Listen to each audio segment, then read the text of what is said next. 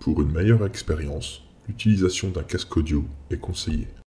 Chaque changement de scène sera précédé de ce son.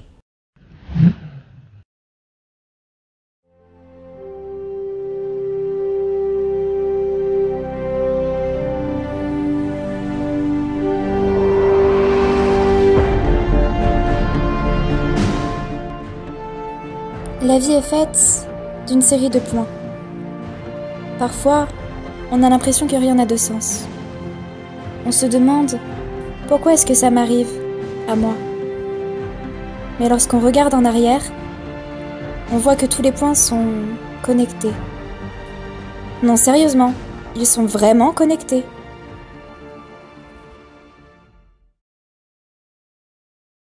Devant une porte, une jeune femme écoute. Ses cheveux châtain caramel, grâce à un mignon ruban coloré, sont attachés en une queue de cheval haute. Elle pose sa main sur la poignée. Arrête, ça chatouille. La porte ouverte, elle observe silencieusement la scène devant ses 12 yeux marrons, dont on perçoit à peine ses émotions, trop choquées. Comment tu fais pour toujours trouver les endroits où je suis la plus chatouilleuse, Jurly? Parce que je connais déjà tous les endroits de... Oh, Jurly, c'est vraiment pas croyable. Une belle jeune femme blonde aux yeux bleus, vernis, rouge à lèvres et haut rouge se tient dans les bras d'un homme. Cheveux noirs décoiffés, essoufflés, rougissants et la peau parsemée de rouge à lèvres, ce qu'elle pensait être son petit ami la regarde étonnée de ses yeux sombres. Poppy? Bébé, qu'est-ce que tu fais là? Je ne savais pas que tu venais aujourd'hui. Oh, tu la visites? C'est ta copine du lycée? Celle qui disait qu'elle était pas prête. Tais-toi, Mimi. Bébé, c'est pas ce que tu crois, je te jure. Sur la table, des livres de trigonométrie et géométrie analytique. Mimi est en stage à mon boulot. Je l'aide avec son devoir, pour la fac. Je ne pensais pas que tu viendrais sans appeler non plus. Je t'ai appelé, mais tu n'as pas répondu. Alors je t'ai laissé un message. J'imagine que tu étais trop occupée à donner des cours pour répondre. Désolée. Poppy se détourne et referme la porte derrière elle. À plus. Jurly se lève d'un coup en remontant sa braguette, Mimi toujours accrochée à lui. Attends, Poppy! Laisse-la partir, bébé. Tu n'auras plus besoin de lui annoncer la nouvelle maintenant. Merde. Je ne pleurais pas. Les larmes lui montent aux yeux. Poppy attrape d'un coup ses paupières et les écarte. Non, je ne pleurais pas pour un connard infidèle. Elle se frotte les yeux vigoureusement.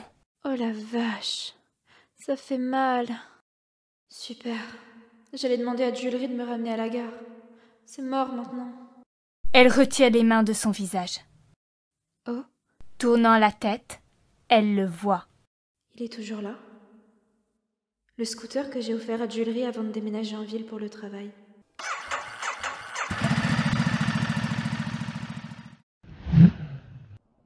J'arrive pas à croire que je suis partie avec autant de calme. Bon sang, je vais le regretter ce soir, c'est sûr. C'est un peu comme quand on croise un gros lourd dans la rue. Et que la parfaite réplique nous vient seulement quelques heures plus tard. Ou dans mon cas, quelques jours plus tard. Ou quelques semaines. Mais sérieusement, qu'est-ce que j'étais censée faire? Le gifler? Le crier dessus? Ce n'est pas comme si je m'étais préparée toute ma vie pour ce moment. Et que j'avais répété ma réaction. Ça et aussi je veux m'éloigner le plus possible de lui.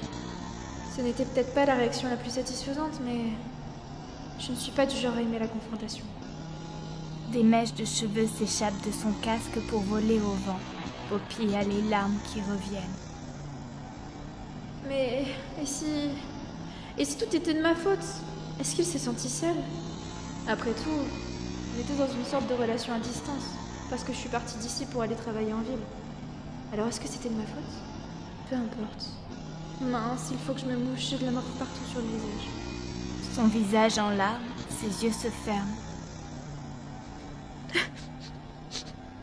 Peut-être qu'il m'a trompée parce qu'il me trouve dégueu. Un caillou entrave le chemin de la roue. Pendant un bref instant, le scooter, Poppy et des feuilles sortant de son sac volent avant de retrouver violemment la terre ferme. Oh, aïe aïe aïe. Poppy se relève, les yeux encore mouillés, et enlève d'un coup son casque, qu'elle jette violemment au sol. Il rebondit plus loin, tandis que Poppy, le visage baigné de larmes, serre les dents. Espèce de gros enfoiré! Elle se laisse tomber accroupie, pleurant dans ses bras. Et j'espère que ta bite va se dessécher et tomber!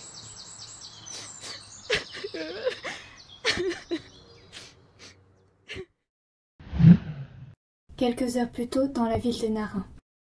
Au sol, une haltère, des écouteurs, des canettes, une manette PlayStation, un cendrier, une cigarette et un briquet. Puis le portable.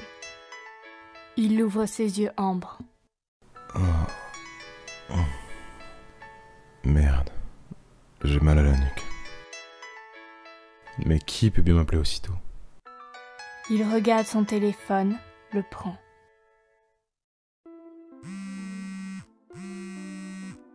Onze appels manqués, 4 nouveaux messages, tous de Goliath. Il est 11h20. C'est encore cette satanée princesse, hein? Oh, je te jure. Je suis dans un village à la campagne, aujourd'hui, Moonbright. Je suis devant la gare près du panneau. Il faut que tu viennes me sauver. Ils vont me tuer si tu ne viens pas. Je ne sais pas encore combien de temps je vais pouvoir me cacher. Il me reste peut-être 1 heure de batterie. Hein? Goliath? Qu'est-ce que... Il se retourne et jette le portable au sol. C'est marrant. T'as dû me confondre avec quelqu'un qui en avait quelque chose à faire. Il faut que tu viennes me sauver. Ils vont me tuer si tu ne viens pas. Il ne bouge pas. Il faut que tu viennes me sauver. Ils vont me tuer si tu ne viens pas. Ne bouge toujours pas. Il faut que tu viennes me sauver. Ils vont me tuer si tu ne viens pas. Il s'assoit d'un coup. Bordel. Bordel! L'âme tatouée secoue ses cheveux noirs. Oh, putain. Il allume une cigarette, énervé. Un jour. Un vrai jour de repos. C'est trop demandé. À quoi je pensais? Il se lève du canapé, s'attache les cheveux, attrape une veste, la met et sort non sans claquer la porte avec force.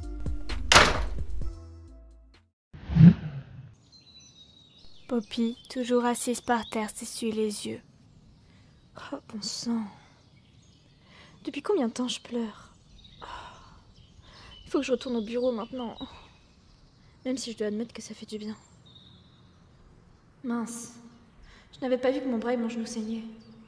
Et mon jean préféré est déchiré. Elle regarde son nouveau gros décolleté. Oh, mon t-shirt aussi? Oh, bordel. Et mes notes? J'ai passé la journée à les trier. Elle se penche pour ramasser les feuilles un peu étalées partout. Mince. Je rafistolerai mon t-shirt plus tard. Le dernier train pour Narin devrait bientôt passer. Je vais être coincée jusqu'à demain si je le loupe. Et j'ai vraiment pas envie de recroiser cet enfoiré. Une feuille et une basket pleine de sang. Voilà ce que Poppy sort des buissons. Qu'est-ce que...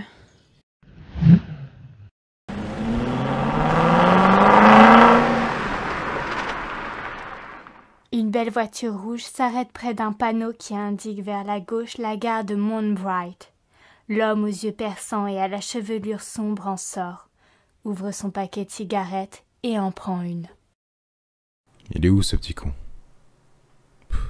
J'arrive pas à le joindre. Bon sang. Il y a une femme impliquée dans cette merde. Sa main glisse vers son pistolet caché sous sa veste. Je prévoyais pas de l'amener, mais... si je dois leur sauver leur vie à tous les deux, tu ferais mieux de pas me forcer à l'utiliser, sale fils de... Il resserre ses doigts autour de l'arme. Poppy, anxieuse, sort des buissons, son sac serré contre elle. Ses cheveux libres volent légèrement avec les feuilles qu'elle a entraînées dans son sillage. L'homme l'observe interloqué.